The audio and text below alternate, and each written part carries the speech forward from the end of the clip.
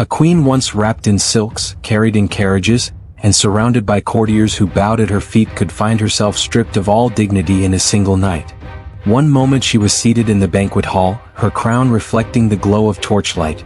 The next she was bound with coarse rope, her hair torn, her jewels ripped from her fingers. The long ships that cut across Europe's rivers and coastlines were not after mere coin or cattle. They sought treasures of flesh and blood, trophies that spoke louder than gold. And none were valued more highly than noble women. To seize the daughter of a duke or the wife of a king was to tear open the heart of a kingdom. These women became bargaining chips, living ransom notes, and sometimes unwilling brides dragged into foreign lands where their names were swallowed and their histories erased. Their fate was not to be celebrated in ballads or carved in runestones. It was to vanish into the silence of fear, humiliation, and loss. The Vikings of legend are often remembered for their axes and shields, their sails catching the wind as they raided monasteries for chalices and gold. But the true wealth they sought went far beyond metal. They hunted people. The slave trade, a shadowy undercurrent of the Viking world, was the lifeblood of their power. Human beings were as tradable as furs and weapons, and within that brutal economy, noble women carried the highest price of all. To capture a countess or a princess was to wield a weapon sharper than any sword. A king desperate for his wife's return would empty his treasury. A rival lord would kneel to secure his daughter's freedom. And if no ransom came, the captive became a trophy, paraded in markets from Dublin to Hedeby, or marched in chains through the streets of Constantinople itself. Yet the most haunting truth was not their value as currency, but their value as women. Forced marriages, concubinage, and violations that no chronicle dared write plainly, these were the hidden scars carved into the stories of the Viking Age. For every saga that glorified conquest, there were silences that screamed louder than words. From the 9th to the 11th century, the Viking world stretched like a shadow over Europe. Their longships skimmed across the icy seas of the north, down the winding rivers of Francia, deep into the British Isles, and as far as the glittering palaces of Byzantium. No coast was safe, no kingdom too sacred. They struck monasteries at Lindisfarne, stormed the Seine to threaten Paris, and laid waste to Ireland's fortified settlements.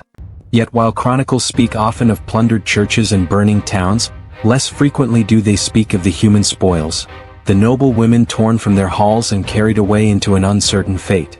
In Anglo-Saxon England, chronicles note abbesses vanishing without a trace. In Ireland, entire convents were raided, their leaders dragged off across the sea.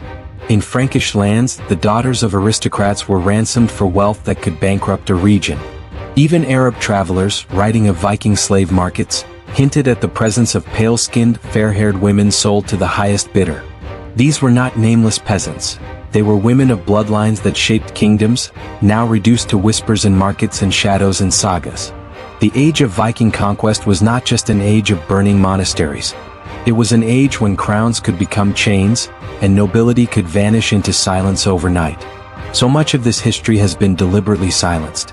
The monks who wrote the chronicles often downplayed or erased the fates of captured women, perhaps out of shame, perhaps out of fear, or perhaps because the horror was too raw to preserve in ink. Noble families who lost daughters, wives, or mothers often buried the memory, erasing names from genealogies as if by forgetting they could cleanse the stain. Yet forgetting only deepens the wound. These women, queens, duchesses, abbesses, and daughters of the powerful, lived, suffered, and died in ways the official records seldom admit. Their voices are gone, but the silence speaks volumes. And in that silence lies a responsibility. Because history is not merely the triumphs of kings and the dates of battles. It is also the pain of the forgotten, the truths buried under centuries of shame. To retell these stories is not only an act of remembrance, it is an act of defiance against the erasure that has robbed them of dignity. That is why channels like this exist, to restore what was stolen, to speak what was silenced, and to make sure that the ghosts of these women are not left nameless in the dark. If you value these forgotten truths, if you believe that history must not only glorify the powerful but also honor the silenced, then let this be a reminder. Subscribe now, because without you, these stories vanish once again into the shadows of time. The terror of a Viking raid was not only in the clang of steel or the roar of warriors storming through the night. It was in the sudden, unstoppable violence that transformed entire worlds in an instant. Fires lit up the sky as raiders swept into villages and towns, their torches devouring thatched roofs, their boots trampling across cobblestones. Doors splintered beneath axes, and the screams of families carried across fields like the cries of a slaughterhouse. To the Vikings, this chaos was conquest. To their victims, it was the unraveling of everything they thought secure. And for noble women, the stakes were higher than for anyone else. While peasants were beaten into submission or slaughtered outright, noble women were torn from their homes with deliberate cruelty. Dragged screaming from their chambers, their jewels ripped away, their silks torn, they were marched through smoke and blood into the arms of men who saw them as more than women, they saw them as power. Why were they so coveted? The answer lies in the cold logic of leverage. A noblewoman was a weapon sharper than any blade. To seize the daughter of a king or the wife of a duke was to wound an entire realm without lifting a sword against its armies. Her captivity mocked her family's power, exposed the weakness of her castle walls, and shamed the men who had sworn to protect her.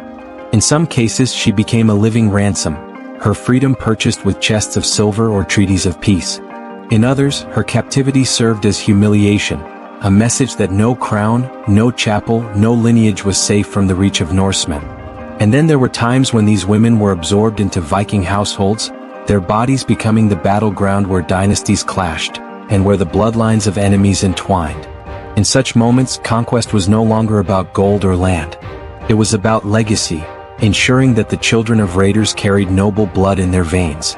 The chronicles that survive, though fragmented and often cautious, whisper these truths. The Annals of Ulster, written by Irish monks, record not only the burning of monasteries but the capture of women of high status, carted away to an uncertain fate. The Annals of Saint Bertin in Francia mention the terror of raids along the Seine, where daughters of lords vanished into the holds of ships. And Arab travelers such as Ahmad ibn Fadlan, who encountered Norse traders along the Volga, wrote of the vast slave markets where women were sold like cattle, their worth measured in silver and goods. Though many of these chroniclers struggled to put words to the shame of noble women dragged into such darkness, their brief notes are like cracks in a wall, glimpses into the enormity of what was endured. And yet, what makes these stories most haunting is not only the violence itself, but the erasure that followed. For a nobleman slain in battle, there was honor, songs, memory. For a noblewoman taken in chains, there was silence. Her name might be struck from records, her fate buried in rumor, her story left untold because the humiliation was too deep to endure in ink. But those silences themselves speak volumes, reminding us that behind every line in a chronicle lies a story that was too brutal, too shameful to preserve. So ask yourself this: what happens when your crown, your title, your very name, the symbols that once defined your entire existence, mean nothing to the men who now own you? What happens when the blood in your veins, meant to sanctify dynasties, becomes the very reason for your chains? If questions like these shake you, then you understand why this part of history must be told. Because behind the myths of horned helmets and sea dragons, there were real women whose voices were stolen. Their stories matter, and if you agree, leave your thoughts in the comments below. I read every one, and together we make sure these truths are never buried again. The darkest chapter of this story does not lie in the raids themselves, but in what followed, in the fates of those noble women once the fires had died and the longships had pulled away from the shores. Some were paraded like trophies, their chains clinking as they were marched before jeering crowds. In Dublin, one of the largest Viking slave hubs of the West, captives of every rank were put on display, their worth measured in coins. A duchess who once sat beneath vaulted ceilings might now stand on a wooden block, her wrists bound, her tears treated as entertainment for traders and buyers. And it was not only Dublin. From the markets of Hedeby in Denmark to the ports of Constantinople itself, where Viking mercenaries served as Varangians to the Byzantine emperors, women of high birth were bought, sold, and transported across continents. Their nobility meant nothing. Their lineage, once protected by guards and armies, was now reduced to bargaining chips in a brutal commerce where flesh was currency. Others met a different fate, one cloaked in the false veneer of assimilation. Many were forced into marriages, stripped of their identities, and bound to men who saw their wombs as vessels for power. A queen who once presided over courtly ceremonies might now spend her days bearing children in captivity, each birth erasing more of who she had been. Others were taken as concubines, their roles reduced to satisfying the desires of men who had stolen them, their very bodies converted into instruments of domination. These were not unions of love or diplomacy, but acts of conquest made flesh. Each embrace was a reminder of chains unseen, each child a legacy not freely chosen but forced upon them. And then there were those who became pawns in the ruthless games of Viking politics. A captured noblewoman could be used to secure alliances, traded between chieftains like a prized artifact, her fate dictated not by her will but by the shifting tides of power. One day she might be held hostage for ransom, her value tied to whether her family would pay. The next, she might be given as a gift to cement loyalty between warlords. In this cruel arithmetic, her dignity, her past, her humanity were erased. She was no longer a queen, duchess, or abbess. She was a piece on a board where the players were men who thrived on violence and ambition. The emotional weight of these fates cannot be overstated. The same hands that once held a scepter, blessing subjects and sealing decrees, were now raw and bloodied from scrubbing floors.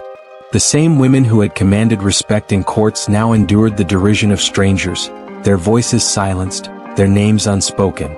Some bore children whose faces bore the features of their captors, children they might have loved, yet children who also embodied the chains that bound them.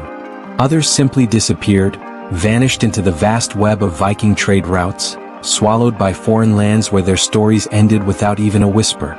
Their names did not survive in the records not because they were unimportant, but because their erasure was deliberate, a way of cleansing dynasties of shame, of pretending those women had never existed. The chronicles give us hints, brief flashes of their suffering. There are notes of abbesses who were carried away during raids, their fates left unsaid. There are mentions of queens who vanished, their names struck from genealogies.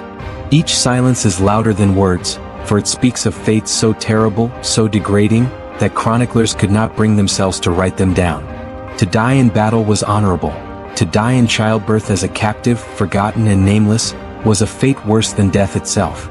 This is the point where the story becomes unbearable, because it is not just about history but about the fragility of status, the vulnerability of even the most protected lives. These women lived in palaces, surrounded by guards, cloaked in wealth, and yet in the face of Viking hunger for power, they were as defenseless as the poorest peasant. Their downfall was not just personal, it was symbolic, a shattering of the illusion that nobility could shield against brutality. And now the question falls to you, would you have survived in their place? Stripped of your identity, silenced, treated as a prize to be paraded or a pawn to be traded, how would you have endured? Tell me in the comments below. I read every one, and each voice that joins this conversation ensures that these women are not forgotten again. When the fires of a raid faded and the smoke drifted into the night, the stories of noblewomen did not end with chains. They splintered into paths as varied as the kingdoms from which they were torn.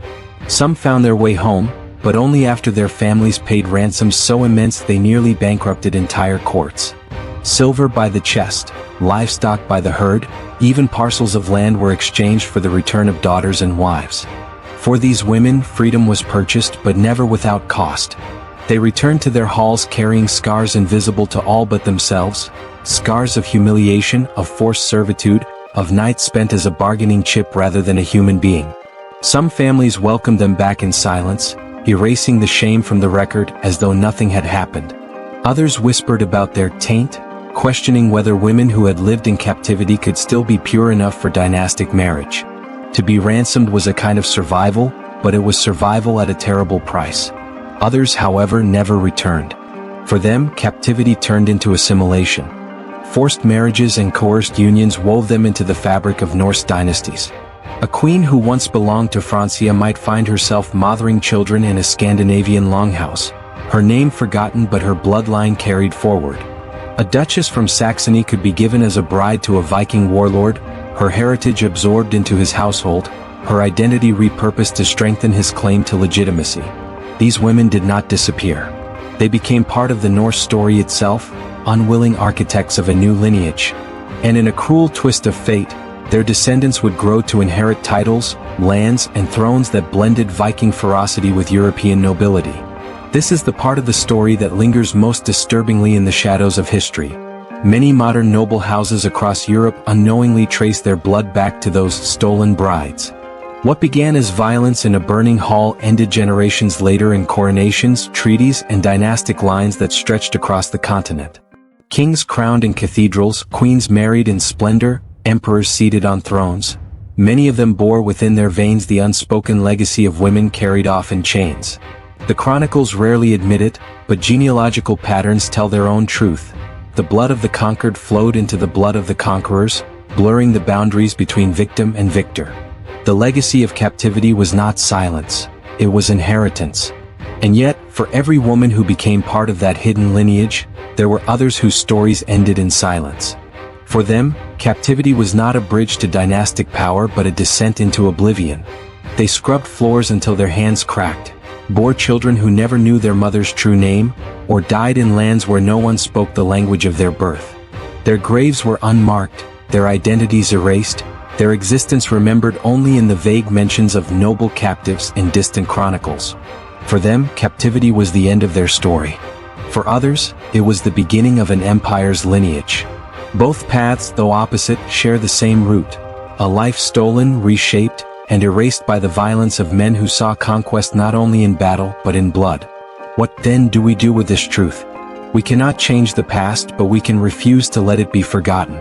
These women lived and suffered, and though their names were silenced, their legacy endures in ways both visible and hidden. To remember them is to restore a measure of dignity, to give voice to what was deliberately erased. If you believe these voices shouldn't be forgotten, share this video. The more we speak of them, the less they remain shadows in history, and the more we honor the truth that even in captivity, their lives shaped the world we live in today. The fate of noble women in the Viking Age teaches us something far bigger than a history lesson. It strips away the illusion that beauty, power, or status can shield anyone from the violence of the world. These women were duchesses, queens, abbesses, the highest of the high. They lived in marble halls, carried scepters, wore crowns, and were guarded by armies. Yet, when the longships came slicing through the rivers, all of it evaporated in fire and steel. Their power vanished the moment the walls fell.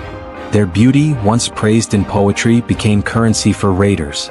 Their status, built on bloodlines, crumbled under the weight of chains.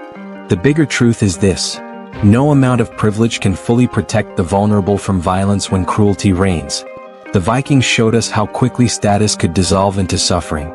And history has repeated that lesson across every age. Because while centuries have passed, the pattern has not. Even today, in wars from Ukraine to the Middle East, women remain targets. Captured, trafficked, forced into marriages, or exploited as tools of terror. Human trafficking is one of the largest illegal trades in the modern world, and its victims are overwhelmingly women and children. The faces have changed. The uniforms are different.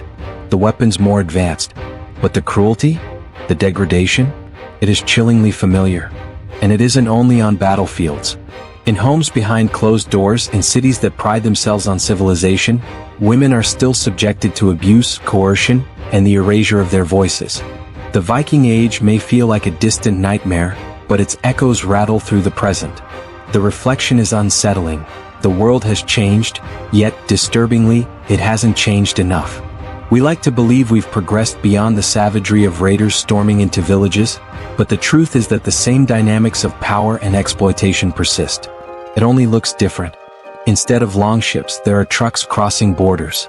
Instead of iron chains, there are digital shackles of manipulation, fear, and control. Instead of a Viking warlord, there is the faceless machinery of organized crime or the silent abuser within a household. This is why remembering matters. When we study the past, we are not indulging in morbid curiosity. We are holding up a mirror. The noble women who lost everything to Viking violence remind us that civilization is fragile, protection is never guaranteed, and silence allows cruelty to thrive. Their suffering is not just their story. It is a warning. And perhaps the deepest lesson is this: even when the world strips away everything, wealth, beauty, titles, freedom, dignity can survive if we remember. By speaking their names, by acknowledging their pain, by refusing to let history bury them, we restore what was taken. We remind ourselves that no one should ever be invisible, then or now. The story of Viking captivity is not one of isolated cruelty. It is part of a larger, darker pattern, the weaponization of women in the games of power. In the shadows of history, Women were not only victims but also pawns, prizes, and sometimes deadly players in their own right.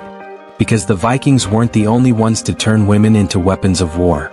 In the courts of medieval kings, queens and consorts wielded power in ways that blades never could. They plotted in whispers, manipulated marriages, and toppled rivals not with swords, but with secrets sharper than daggers. And that's where our next journey takes us. Into the silken chambers of medieval Europe, where poison was poured into goblets, rumors destroyed dynasties, and a single whisper could end a king's reign. If the Viking raids were brutality made flesh, the courts of kings were cruelty disguised in velvet. Don't let history's darkest truths vanish again. Subscribe now because the next story will chill you even more.